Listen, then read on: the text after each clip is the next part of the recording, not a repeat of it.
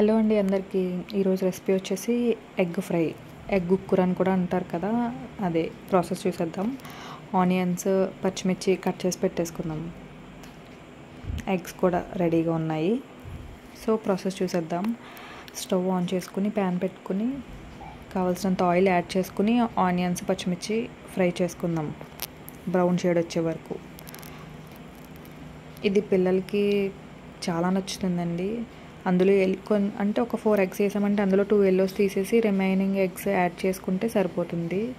వాళ్ళకి డైజెషన్ కూడా బాగా అవుతుంది.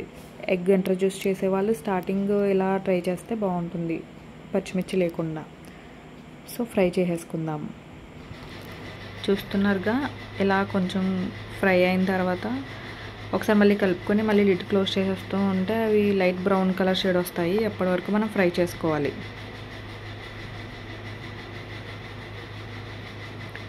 ఇలా ఫ్రై అయిన తర్వాత అందులో కొంచెం సాల్ట్, కొంచెం పసుపు, కొంచెం కారం మనకు సరిపడా వేసుకొని మిక్స్ చేసేసుకొని ఒకసారి లిడ్ క్లోజ్ చేసుకుంటే అవి బాగా మగ్గిపోతాయి.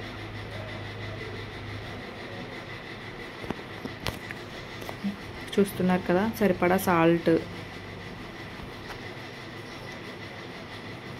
ఎగ్లో సాల్ట్ కొంచెం తక్కువే పడుతుందండి, చూసి వేసుకోండి. మళ్ళీ కొంచెం ఎక్కువైందంటే మళ్ళీ మనం ఎక్కువైతే తినలేం కదా, తక్కువ అయితే కొంచెం మిక్స్ చేసుకోవచ్చు.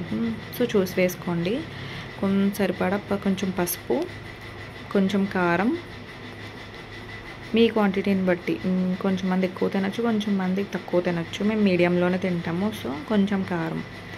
అవి బాగా మిక్స్ అయిపోయి ఒక ఫ్రై అయిన తర్వాత నెక్స్ట్ ఎగ్స్, మీరు ఎన్ని ఎగ్స్ అయితే తీసుకోవాలనుకుంటారో అన్ని ఎగ్స్ తీసుకుని, ఎక్కువ ఎల్లో తీసేయడమే కొంచెం బెటర్. మేము 4 ఎగ్స్ తీసుకుంటే 4లో 2 ఎల్లోస్ తీసేసి 2 నార్మల్గా వేసాము. మీరు వీడియోలో కూడా చూడొచ్చు. నేను పిల్లలకి పెడుతూ ఉంటాను అందుకే. సో ఎల్లో ఎక్కువ పెట్టను, వాళ్ళకి ఎక్కువ డైజెషన్ కూడా లేదు. సో మా బాబు వచ్చేసి 1 ఇయర్, ఇంకొక బాబు వచ్చేసి ఒక 5 ఇయర్స్. సో నేను ఎక్కువ వైట్ పెడుతూ ఉంటాను. అది కూడా చాలా చాలా ఇంపార్టెంట్ కదా. సో ఎగ్, మిల్క్ అనేవి ఇలాంటివి పిల్లలకి తప్పకుండా ఇస్తూ ఉండండి. అది వాళ్ళు ఎలా ఇష్టంగా తింటే ఆ ప్రాసెస్లో. సో చూస్తున్నారు కదా, ఇలా ఒక్కసారి ఫ్రై చేసుకొని లిడ్ క్లోజ్ చేసామంటే ఎగ్ అనేది కొంచెం ఉడుకుతుంది. అప్పుడు మనం కావాల్సిన సైజ్ పీసెస్లో కట్ చేసుకొని కలిపేసుకుంటే ఉక్కుర అనేది రెడీ అవుతుంది అన్నమాట. చూస్తున్నారు కదా, మమ్మీ ఎల్లో తీసేస్తున్నారు. మనకు టేస్ట్ చేంజ్ అవుతుందేమో ఎల్లో తీసేస్తే అనుకోవచ్చు, అలా ఏమి ఉండదండి. అది సేమ్ టేస్ట్ వస్తుంది, ఎందుకంటే ముందు 2 ఎగ్స్లో ఎల్లో వేస్తాం కదా, అది మిక్స్ అయిపోతుంది. సో లో ఫ్లేమ్లో అలా మిక్స్ చేసుకుంటూ కలుపుకుంటే ఎగ్ ఫ్రై అనేది రెడీ అయిపోతుంది. టేస్ట్ అయితే బాగుంటుందండి.